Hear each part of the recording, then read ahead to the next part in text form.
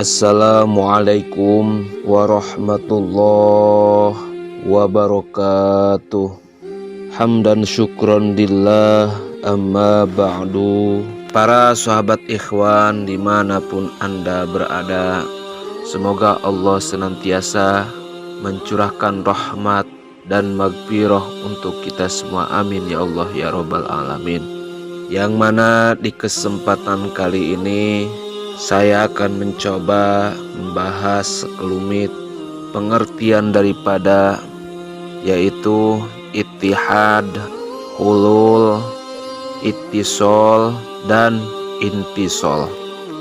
Kata-kata atau istilah yang diungkapkan oleh para sufi yang berkenaan dengan hubungan hamba dengan Tuhan itu banyak sekali.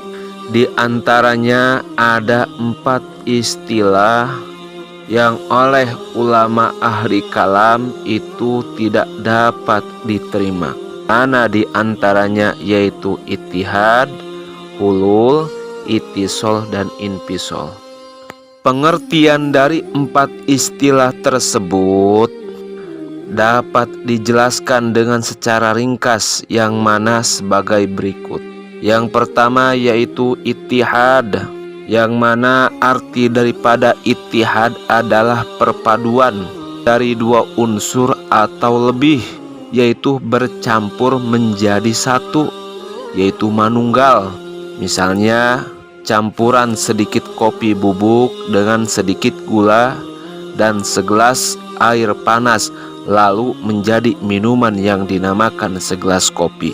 Mereka yang menolak istilah ini karena adanya suatu istiqlal bil istiqlal, yaitu sebagian dengan sebagian yang lain, yang dalam hal ini tidak mungkin bisa terjadi percampuran dan perpaduan antara zat Tuhan dengan diri hamba, meskipun dalam hal ini dimaklumi suatu kesulitan untuk menggambarkan apa yang dirasakan. Namun para ulama menghendaki agar penggunaan istilah mengenai hubungan hamba dengan Tuhan jangan sampai menggunakan istilah-istilah yang sulit diterima oleh akal. Jadi jelasnya teori daripada ittihad itu atau yang biasa disebut manunggal antara zat Tuhan dengan diri hamba itu sama sekali tidak dapat diterima.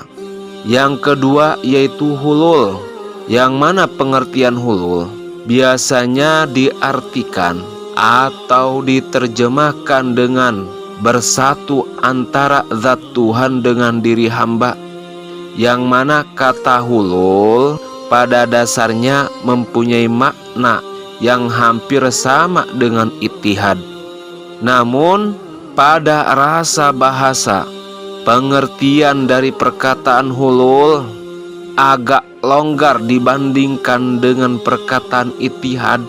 Sebagai contoh, dapat kita lihat sepiring gado-gado yang terdiri dari beberapa unsur, dari mulai lontong, kacang, sayur, dan sebagainya, menjadi satu nama yang disebut gado-gado. Semua unsur bercampur dalam satu piring, akan tetapi masih dapat dibedakan antara satu dengan yang lain.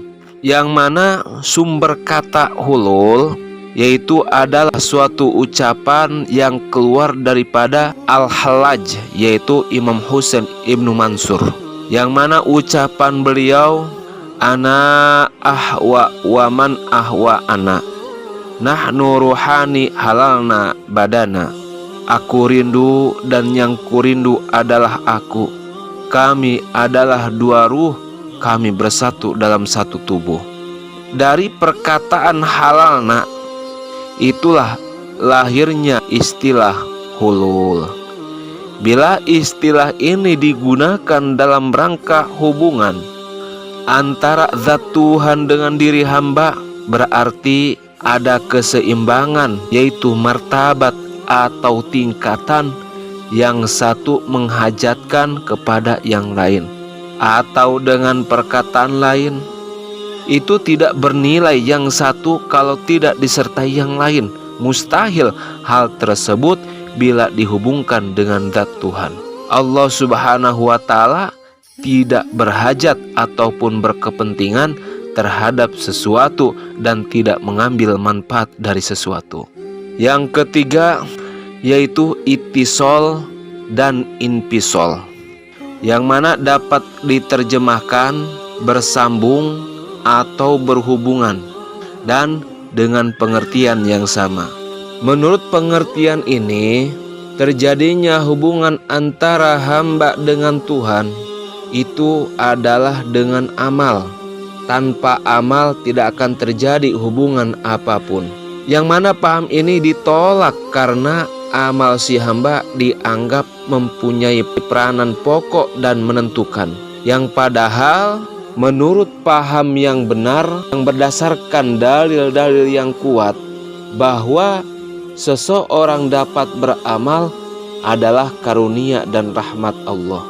Jadi jelasnya bahwa hubungan hamba dengan Tuhan itu tergantung pada kehendak Allah sendiri, bukan ditentukan oleh amal si hamba.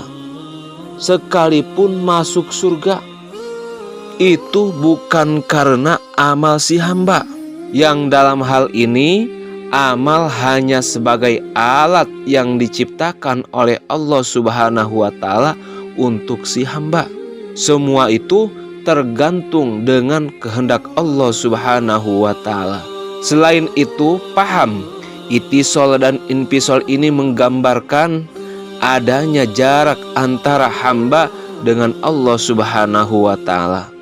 Atau kadang-kadang bisa dekat karena amal dan kadang-kadang bisa berjauhan karena tidak adanya amal.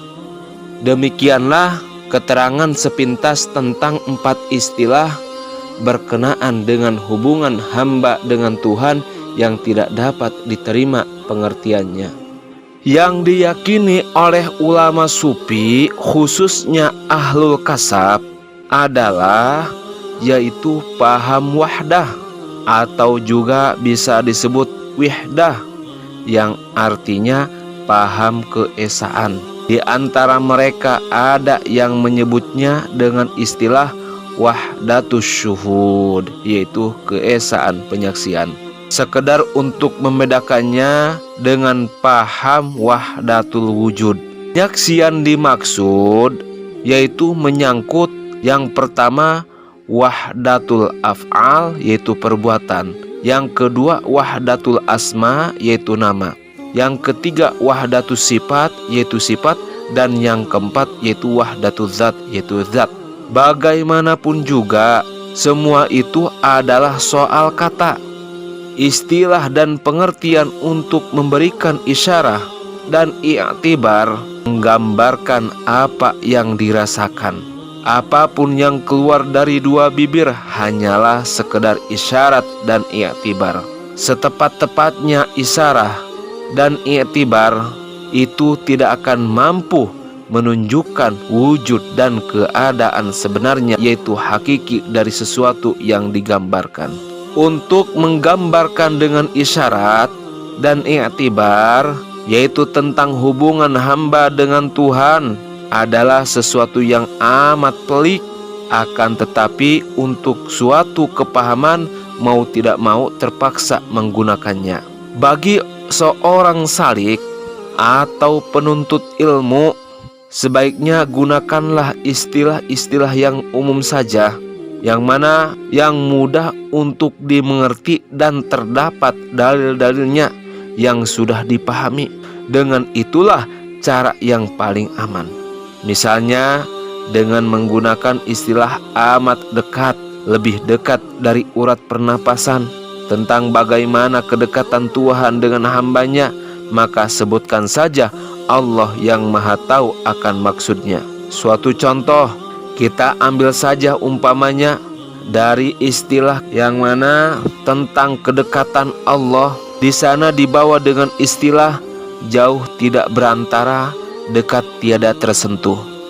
Dengan istilah tersebut rasanya bukan membawa jelas persoalan, akan tetapi malah kemungkinan mengakibatkan hilangnya makna yang sebenarnya, yang mana ada sementara mereka menegakkan alasan kenapa sebabnya timbul istilah itu adalah semata-mata untuk menjaga jangan sampai si murid menggambarkan kedekatan itu seperti dekatnya benda yang bersentuhan. Selain itu juga menjaga janganlah si murid berani dengan semau lidahnya mengucapkan seperti kata al-halaj dan lain-lainnya yang betapapun juga bisa menimbulkan yaitu fitnah.